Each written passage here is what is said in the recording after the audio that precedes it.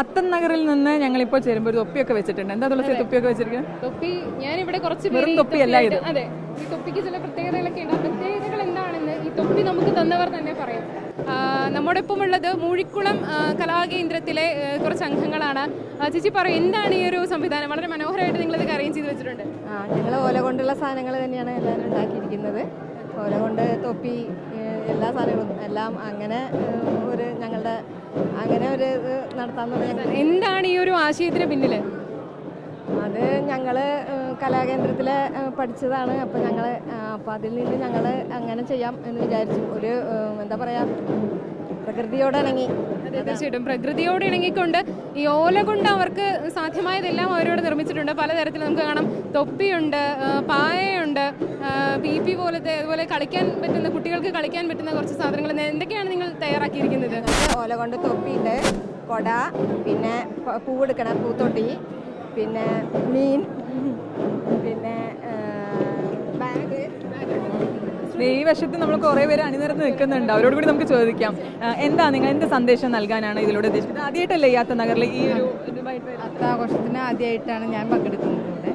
ഇതേപോലെ തന്നെ ഞങ്ങൾ മൂഴിക്കുളം ശാലയിൽ ഇതിൻ്റെ ഈ പനയോല, കുരുത്തോല ഒന്നുകൊണ്ട് ഓരോരോ സാധനങ്ങൾ, കളിപ്പാട്ടങ്ങളും, ബാഗ്, തൊപ്പി, കിളികൾ, മീൻ, അങ്ങനെയുള്ള ഓരോരോ സാധനങ്ങൾ ഉണ്ടാക്കി മാഷാണ് ഞങ്ങളുടെ മാഷാണത്. മാഷാണ് പഠിപ്പിച്ചുകൊണ്ടിരുന്നത്. അപ്പം അടുത്തടുത്ത് നിങ്ങളുടെ ഒരു ഗ്രാമമാണ്. അതെ അതെ, ഒന്നിച്ചാണ് ഞങ്ങൾ ചേർന്നാണ്. എത്ര കാലമായി നിങ്ങൾ ഇത്? ഞങ്ങളിപ്പോൾ ഇത് 1 വർഷം ആവുന്നേ ഉള്ളൂ. 1 വർഷമാകുന്ന ഒരു ഘട്ടത്തിലാണ് ഇപ്പോൾ ഇങ്ങനെ ഇതുപോലൊരു മേളയിലെത്തുന്നത് അല്ലേ? 1 വർഷമായിട്ടില്ല, ആവുന്നതേ ഉള്ളൂ. ഇത് ചെയ്തുകൊണ്ടിരിക്കും. അതിൽ എന്തൊക്കെയോ സാധനങ്ങളുണ്ടാ. തുളസി അങ്ങോട്ട് എത്തി. ഞാൻ ഇവരുടെ സംഘത്തിലെ സംഘത്തലവനെ കണ്ടെത്തിയിരിക്കുകയാണ്. ഇവരുടെ അധ്യാപകനായ വ്യക്തി, അദ്ദേഹം മാഷ് നമ്മോടൊപ്പം ഉണ്ട്. നമുക്ക് അദ്ദേഹത്തോട് ചോദിക്കും. സർ പറയും, എന്താണ് ഈ ഒരു സംരംഭത്തിന് പിന്നിൽ? ഞങ്ങൾ പരിസ്ഥിതി സൗഹാർദ്ദമായിട്ട് ജീവിക്കുന്നവരാണ്.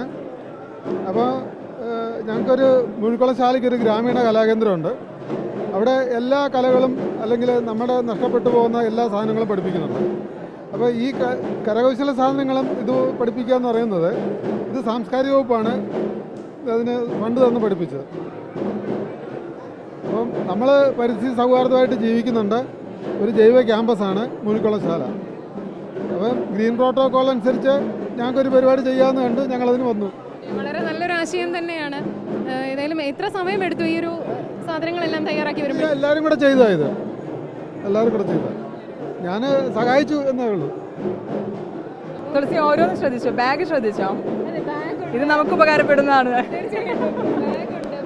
അതെ, മീനുണ്ട്. മീനല്ലേ? മീൻ തന്നെയാണല്ലോ. അതെ, എനിക്ക് തോന്നുന്നു ഞാൻ ചെറുപ്പത്തിൽ എനിക്ക് അമ്മ ഉണ്ടാക്കി തന്നിട്ടൊന്നും തോന്നുന്നു ഇതുപോലത്തെ പി ഒക്കെ കളിക്കാനായിട്ട്. പക്ഷേ ഇത്രയധികം ബാഗും ഈ മീനും ഇതൊക്കെ ഞാൻ ആദ്യമായിട്ട്. ബാഗാണ് എന്നെ സംബന്ധിച്ചിട്ട്. ഞാൻ എൻ്റെ നോട്ടം മുഴുവൻ പോയിരിക്കുന്ന അങ്ങോട്ടാണ്. ഈ കളിപ്പാട്ടങ്ങളെന്ന് പറയുമ്പം നമ്മൾ തന്നെ നമുക്ക് കുട്ടികൾക്ക് കളിക്കാനുള്ളതാണ്, അല്ലാതെ ഉപഭോഗ സംസ്കാരം വളർത്താനുള്ളതല്ല.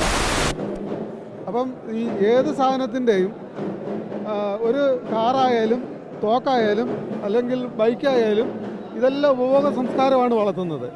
അപ്പം നമുക്ക് ഈ പരിസ്ഥിതി സൗഹാർദ്ദമായിട്ട് നമ്മൾ ജീവിക്കുമ്പോൾ ഒരു ലളിത ജീവിതം നമുക്ക് പറ്റും. അത് ലളിതമായി ജീവിക്കുമ്പോൾ നമുക്ക് ആർഭാടമാകാം. ഇപ്പോൾ തൊപ്പി ഉണ്ടാക്കി അല്ലെങ്കിൽ അതുകൊണ്ടല്ല ആർഭാടം. തീർച്ചയായിട്ടും വളരെ നല്ലൊരു ആശയം തന്നെയാണ്. ഏതായാലും ഈ അത്ത നഗരിയിൽ നിന്നും തീർച്ചയായിട്ടും.